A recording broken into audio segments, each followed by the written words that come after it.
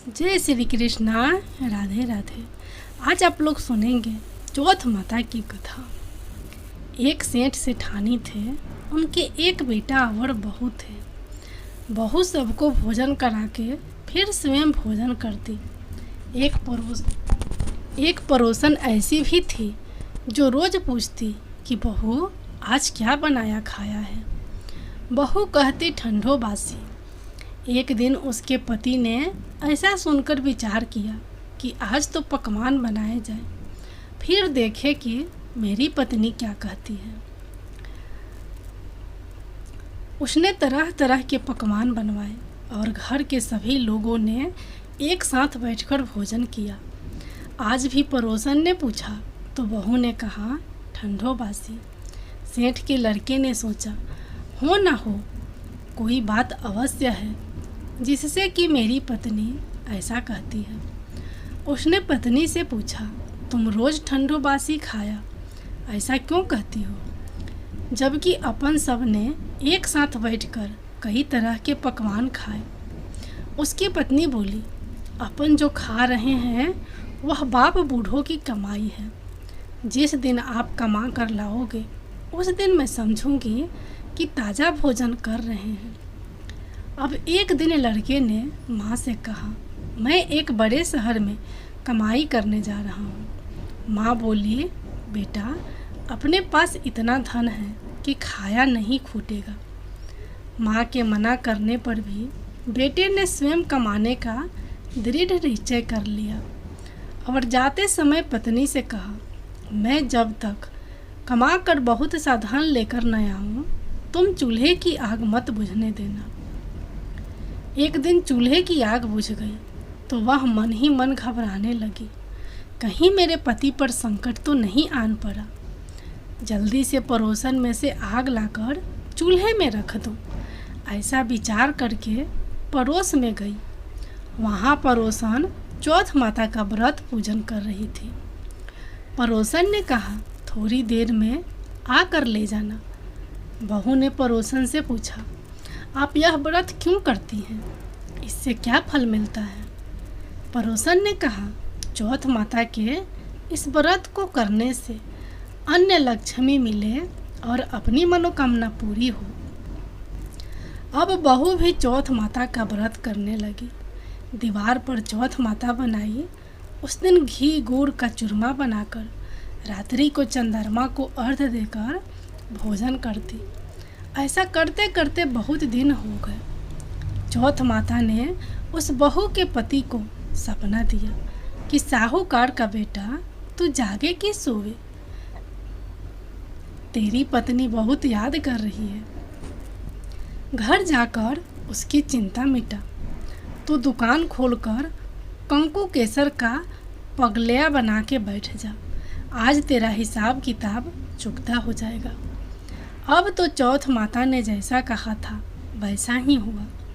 उसने घर जाने की तैयारी की और गाड़ी भर के धन दौलत लेकर चल दिया।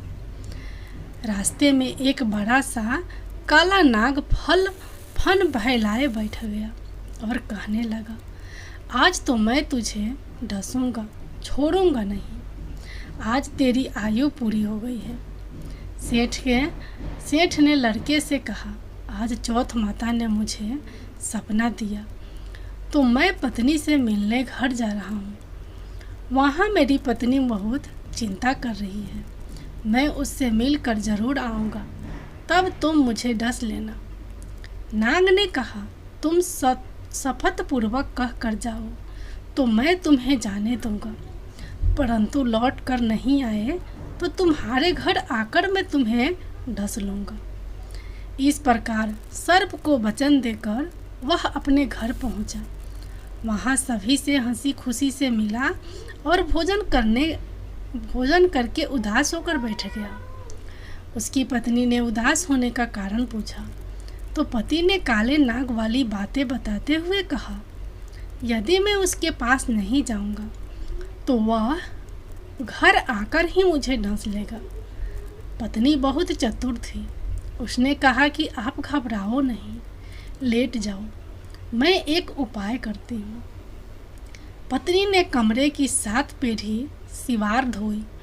पहली पेढ़ी पर रेत, दूसरी पर इत्र, तीसरी पर गुलाल फूल, चौथी पर कंकु केसर, पांचवी पर लड्डू पेड़ा, छठी पर गादी गलीचा और सातवीं पीढ़ी पर दूध का कटोरा भरकर रख दिए। इस प्रकार वह 7 ही पीढ़ी सजाकर बैठ गई।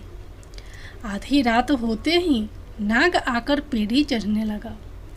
पहली पीढ़ी पर रेत में लौट गया और कहने लगा कि सेठ की बहू ने आराम तो बहुत दिया, पर बचनों से बंध कर आया हूँ, सो डसूंगा अवश्य ही।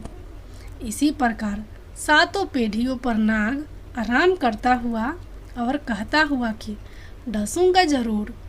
कमरे में जाने ही वाला था कि चौथ माता ने विचार किया कि मैं इसे नहीं बचाऊंगी तो संसार में धर्म कर्म और व्रत पूजन को कौन मानेगा। अब तो गणेश जी, चंद्रमा जी और चौथ माता ने उसे बचाने का विचार किया। चंद्रमा जी ने उजाला किया, चौथ माता ढाल बनी और गणेश जी ने तलवार लेकर नाग को मार दिया और ढाल से ढक दिया। अब बहू भी थकी हारी सो गई। दिन उगा तो लोग बेटे से मिलने आए, परंतु बेटा बहू तो उठे ही नहीं थे। बहुत देर हो गई तो माँ उन्हें उठाने गई। माँ ने 7 पीढ़ियों पर जो कुछ देखा तो बहुत घबराई और बेटा बहू को आवाज़ लगाई। बेटा बहू उठे तो देखा कि एक ढाल तलवार वहाँ पड़ी है। अब ढाल उठाई तो वहीं काला नाग मरा हुआ पड़ा है। बेटा बहू ने सोचा कि आज तो धर्म कर्म ही आए जो भगवान गणेश जी और चौथ माता ने अपनी रक्षा की। हे चौथ माता, आपने जैसी सेठ के बेटे बहू की रक्षा की, वैसी सबकी रक्षा करना। बोलो चौथ माता की जय। एक समय की बात है कि विष्णु भगवान का विवाह लक्ष्मी जी के साथ निश्चित हो गया। विवाह की तैयारी होने लगी। सभी देवताओं को निमंत्रण भेजे गए, परंतु गणेश जी को निमंत्रण नहीं दिया। कारण जो भी रहा हो, अब भगवान विष्णु की बारात जाने का समय आ गया। सभी देवता अपनी पत्नियों के साथ विवाह समारोह में आए। उन सब ने देखा कि गणेश जी कहीं दिखाई नहीं दे रहे हैं। तब वे आपस में चर्चा करने लगे कि क्या गणेश जी को न्योता नहीं दिया है या स्वयं गणेश जी ही नहीं आए हैं। सभी को इस बात पर आश्चर्य होने लगा। तभी सबने विचार किया कि विष्णु भगवान से ही इसका कारण पूछा जाए। विष्णु भगवान से पूछने पर उन्होंने कहा कि हमने गणेश जी के पिता भोलेनाथ महादेव को न्योता भेजा है। यदि गणेश जी अपने पिता के साथ आना चाहते तो आ जाते। अलग से न्योता देने की कोई आवश्यकता भी नहीं थी। दूसरी बात यह है कि उनको 1.25 मन मूंग, 1.25 मन चावल, 1.25 मन घी और 1.25 मन लड्डू का भोजन दिन भर में चाहिए। यदि गणेश जी नहीं आएंगे तो कोई बात नहीं, दूसरे के घर जाकर इतना सारा खाना पीना अच्छा भी नहीं लगता। इतनी वार्ता कर ही रहे थे कि किसी एक ने सुझाव दिया, यदि गणेश जी आ भी जाएं तो उनको द्वारपाल बनाकर बैठा देंगे कि आप घर की याद रखना। आप तो चूहे पर बैठकर धीरे धीरे चलोगे तो बारात से बहुत पीछे रह जाओगे। यह सुझाव भी सबको पसंद आ गया तो विष्णु भगवान ने भी अपनी सहमति दे दी।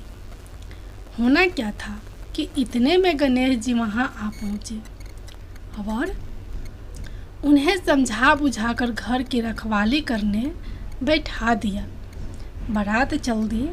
तब नारद जी ने देखा कि गणेश जी तो दरवाजे पर ही बैठे हुए हैं, तो वे गणेश जी के पास गए और रुकने का कारण पूछा।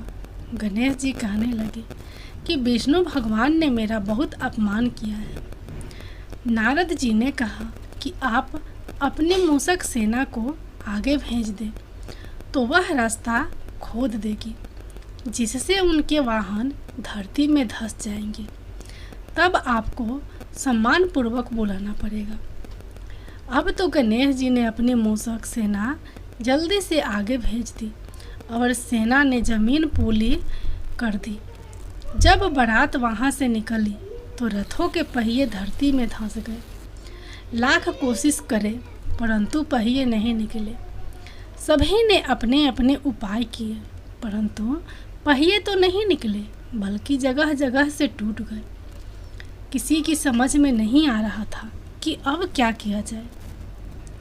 तब तो नारद जी ने कहा, आप लोगों ने गणेश जी का अपमान करके अच्छा नहीं किया। यदि उन्हें मना कर लाया जाए तो आपका कार्य सिद्ध हो सकता है और यह संकट टल सकता है। शंकर भगवान ने अपने दूत नंदी को भेजा और वे गणेश जी को लेकर आए। गणेश जी का आदर सम्मान के साथ पूजन किया। तब कहीं रथ के पहिए निकले। अब रथ के पहिए निकल तो गए परंतु वे टूट फूट गए। तो उन्हें सुधारे कौन? पास के खेत में खाती काम कर रहा था, उसे बुलाया गया। खाती अपना कार्य करने के पहले श्री गणेशाय नमः कहकर गणेश जी की वंदना मन ही मन करने लगा। देखते ही देखते खाती ने सभी पहियों को ठीक कर दिया।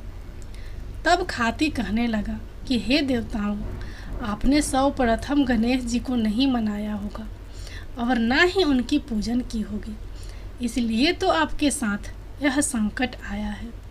हम तो मूर्ख अज्ञानी हैं, फिर भी पहले गणेश जी को पूजते हैं, उनका ध्यान करते हैं। आप लोग तो देवतागण हैं, फिर भी आप गणेश जी को कैसे भूल गए? अब आप लोग भगवान श्री गणेश जी की जय बोलकर जाएं तो आपके सब काम बन जाएंगे और कोई संकट भी नहीं आएगा। ऐसा कहते हुए बारात वहाँ से चल दी और विष्णु भगवान का लक्ष्मी जी के साथ विवाह संपन्न करा के सभी सकुशल घर लौट आए। हे गणेश जी महाराज, आपने विष्णु भगवान को जैसा फल दिया वैसे सबको देना। गणेश भगवान की जय।